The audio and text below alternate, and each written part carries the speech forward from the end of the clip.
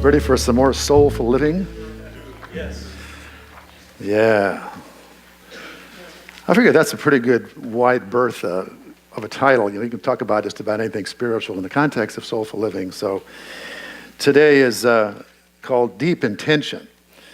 And it's really about the question that we probably don't always ask ourselves because most of the time you and I are just trying to get through a day.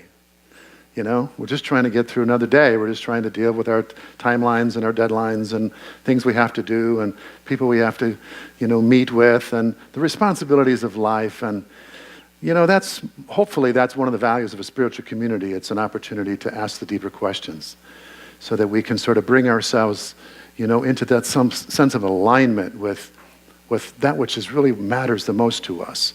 Because that which matters the most to us should be what drives us forward, should be the, really the engine for our life, yes? And unless we sort of pay attention to that and we sort of raise that up as something that we're going to focus on, then in the normal course of life, we can just find ourselves going through day after day after day and not really feeling like there's much meaning. Does anyone ever feel like they're sort of like on a treadmill somehow, that your schedule sort of dictates your next move? And I know that that's probably not true of you all of the time, but I wanted to kind of bring this front and center this morning and raise it up as a question for us to really ponder. So the message around deep intention really means what really matters. What really matters to you? And some of the people who will be meeting in the spirit groups this week will be sort of maybe asking that question in their group discussion. And you may want to take it down and jot it down on a note and take it with you this week. Because these are not just things to ponder for 20 minutes or so on a Sunday morning. They're grist for the mill of our own deepening, of our own awakening, of our own bringing ourselves back to who and what we really are and making our life mean something so that it isn't just following the dictates of our ordinary sort of garden variety wants and desires. I think one of the places where new thought has perhaps gone off the tracks is that it got caught up for a while in the idea of manifestation. And while there certainly is truth to the idea that this thing called the law of attraction, which is basically that which you focus on with your thoughts and your feelings, and with earnestness and sincerity over time, can have a attractive quality, an effect upon life. And so, of course, the Miracle says all thoughts produce effects at some level. And we know that that's a law, especially particularly at this material level of reality. The problem with it, of course, is that if the ego gets a hold of that notion, and the ego we're going to define here as that sense of being separate from oneness, separate from God, separate from life, that part of you that we would call the false self in spiritual terms. If that part of us gets a hold of this notion that I can have whatever I want if I think about it hard enough and I, focus on it and everything, then that part of us, which is always sort of seeking external gratification in order to fill an inner void or need, is given sway and given power. And is that what we want? Oh, maybe you do. No, you're supposed to say.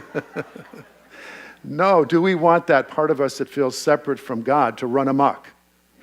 No, because that is the human tendency, and if we give in to that, then we go farther afield from our purpose, our intention. Our intention is to have a sense, to be grounded in a sense of our wholeness and our well-being that has nothing to do with outer events and circumstances, acquisitions and possessions. Is that true?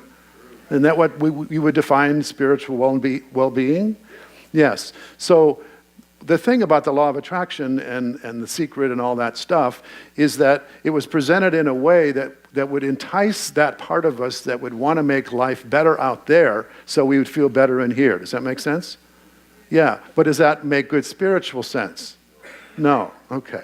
So we're going to talk about manifestation over the next several weeks from different angles, but we're going to start with this message here today, which has to do with our deepest intention, because we want to make sure that whatever we do, whatever we put out in terms of our intention, our energy, our expectations, our hopes and dreams are rooted in something that really matters. Would that be a good idea? Oh, good. Then we're on the same page. That's wonderful. So what matters, what really matters, is what we're going to be talking about today. And again, going beyond the wants and the whims and the preferences, because don't we know we all have wants, whims, and preferences? Yes?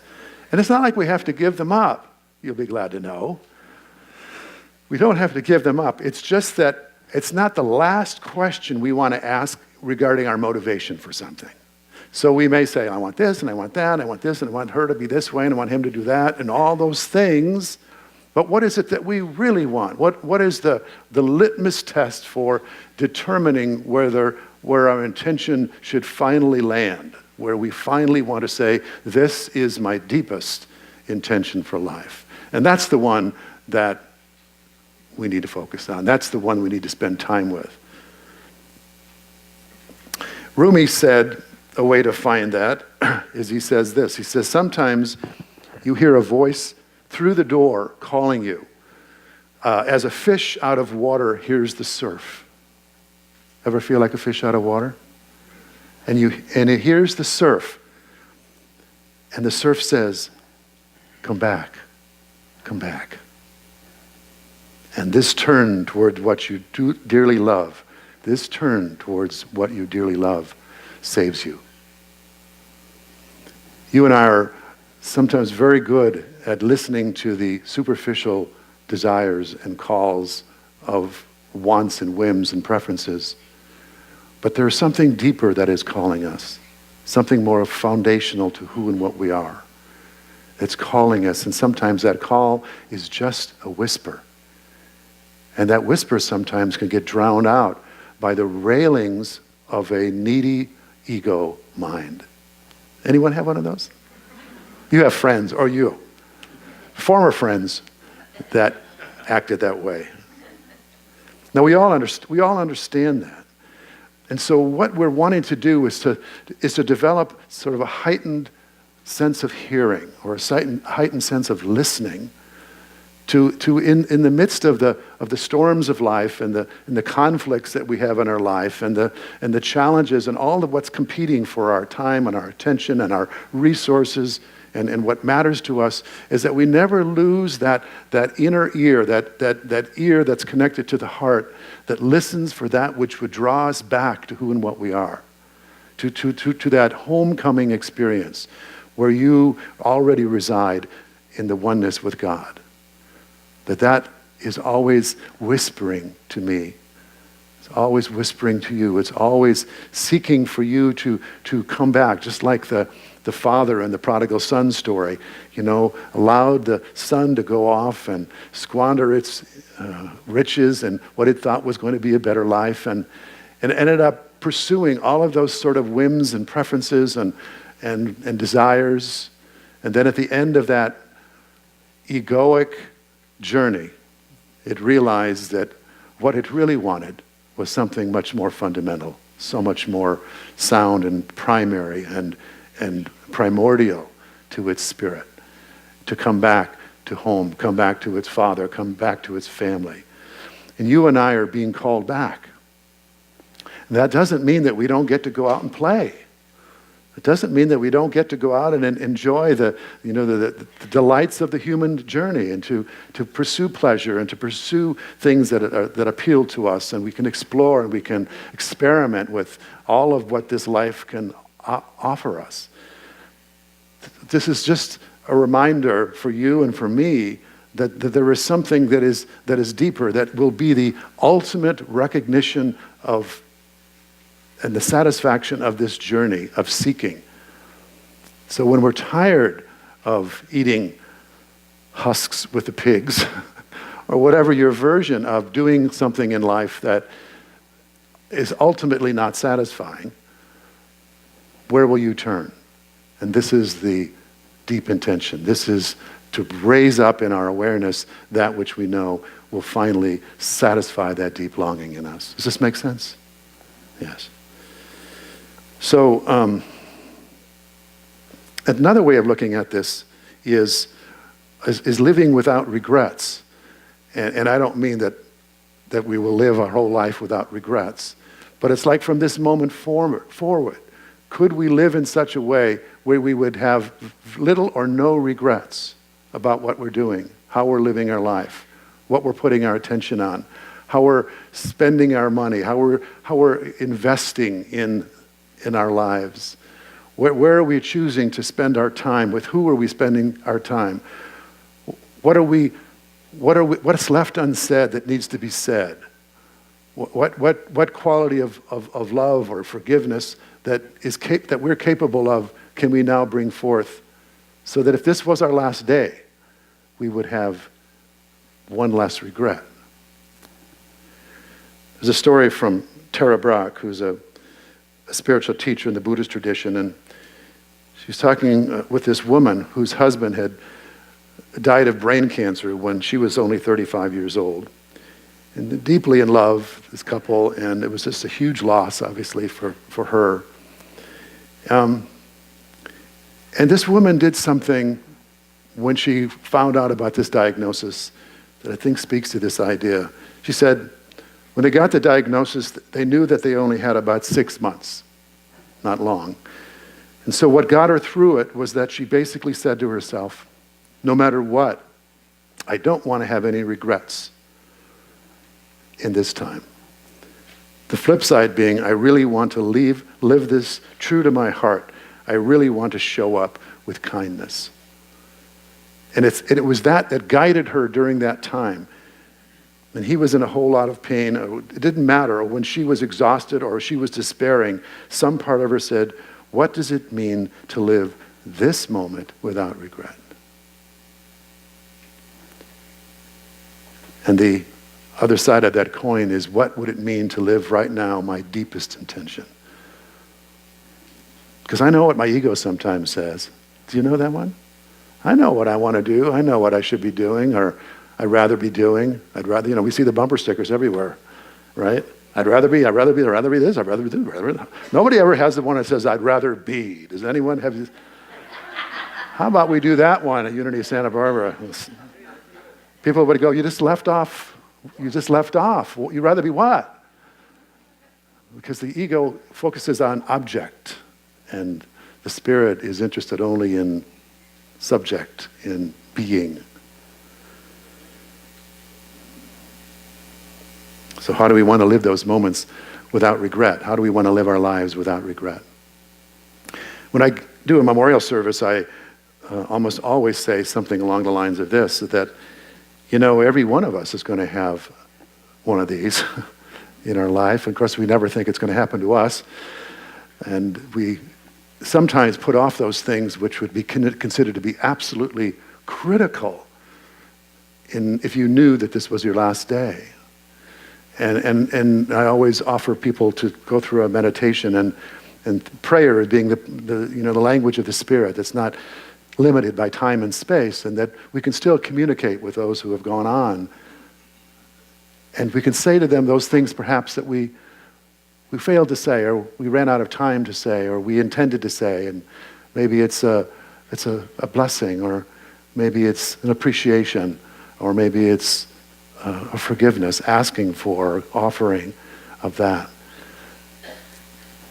Because what we know is most important, we shouldn't wait till the end to recognize.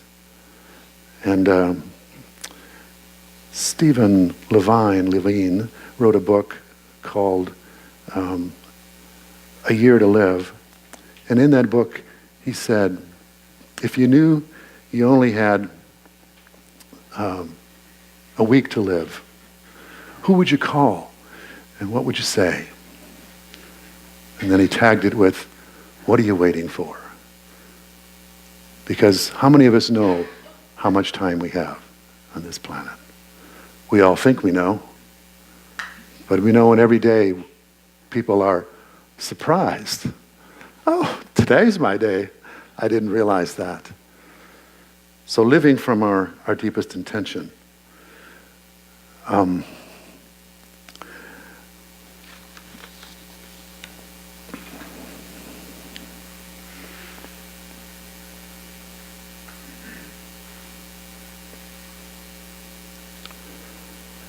Tara Brach says this also. She says, the path to freedom arises from awake intentions.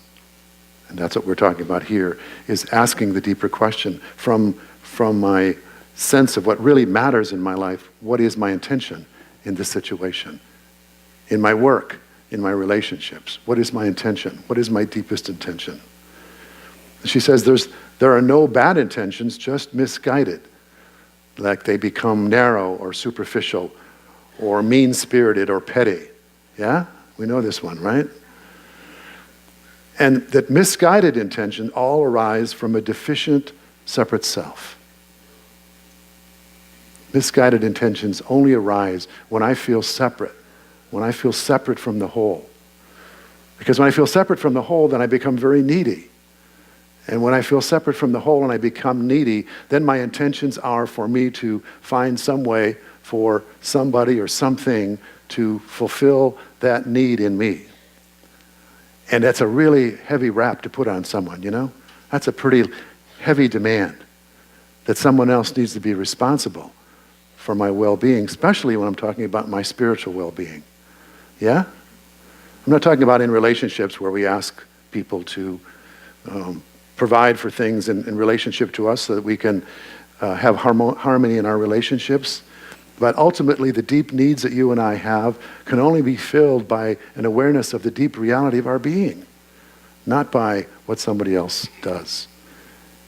I don't like that part of the teaching, because so often we feel like we come up against the edge of our resourcefulness when we say, I need to find within myself this capacity to meet this need. Because most of us have gone through our life without much practice in looking within for the recognition of our wholeness. That we have been conditioned and programmed, and the world sort of supports this whole illusion that life is about going out and grabbing all the gusto you can and achieving and acquiring and possessing, so that somehow this illusory sense of happiness will thereby finally be realized. And there again, we have the prodigal son. 2,000 years ago, we heard the story and somehow we just didn't get it. And we just keep repeating it over and over again. But Jesus said, seek ye first the kingdom of heaven. Seek ye first the kingdom of heaven, and all these things shall be added unto you. So the teaching is to say, my deepest intention needs to be to make conscious contact with the God of my knowing and belief. To come home to this essential wholeness, this essential beingness, which never wants for anything. And from that place, when I then live my life, I am going to, by the law of attraction, draw to me that matches up with my sense of love, peace, abundance, all of the qualities of the spiritual reality. And that's how we can use the law of attraction. But not to start with what's missing, broken, or not working in our life, and then trying to have the universe fulfill it like some kind of a, online purchase order. Because we know all about that. Oh, just go online. I'll go to Amazon.com. I need some respect. I need some love. I need some peace. I need some blah, blah, blah, blah, blah. Amazon's got everything. I'm not giving up the notion that someday virtual reality, artificial intelligence, will offer us some sort of it's just as good as God. Walk into this chamber and have this virtual reality experience in which you will have the full experience of peace and love and joy, and who needs God? We've got, we've got our artificial intelligence. But until that day happens, I think you and I know what our work is and where we want to point our intentions.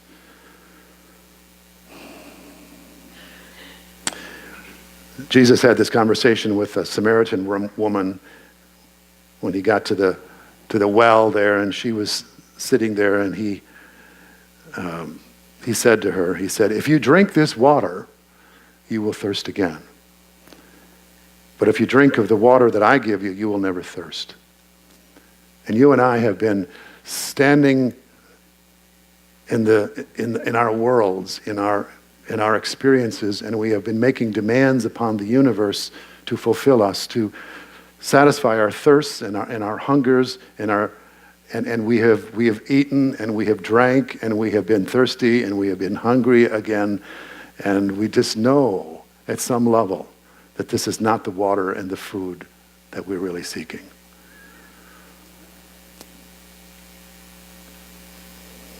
The masters of life live from their deepest intention, and they want not. And that's what you want, and that's what I want, to not want. To want not is to know that what you are wanting has already been satisfied in its spiritual essence within you. So we're going to be talking over the next, I don't know how many weeks. I'm going to be shifting to another book that I think is really exciting I just found called Emergence.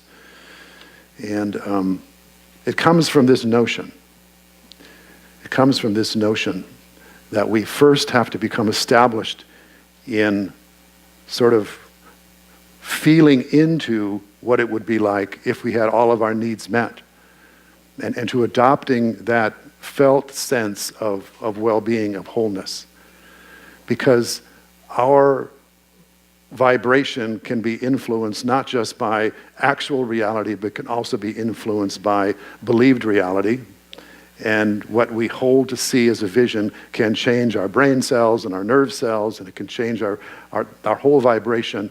And if we do that, then we become living into integrity with our spiritual reality, which is that we are whole and complete and we have all that we need. If we begin to adopt that as our way of posturing ourselves or presencing ourselves in life, this is following the teachings of the masters that we already are it. We are that which we are seeking. And we begin to work with that as an ongoing practice, not seeking something outside of ourselves, but seeking to know, like Jesus said, the kingdom of God within us. And then bring that energy forward. The vibration of that will, by the law of attraction, will draw to us a match, a vibrational match for love and peace and wholeness and joy. And doesn't that make a whole lot more sense than trying to constantly be fishing and guessing at what would make us happy or peaceful or whole? Once we establish ourselves in that internal sense of wholeness and well-being, we can then trust the universe to match up that experience with us, which would be a good match that is based upon truth and essential being, not upon whim, preference, or fancy. So this is what we're going to be about. You don't hear me talk too much about the law of attraction, and now you know why, because I think it's a trick and a trap for the ego.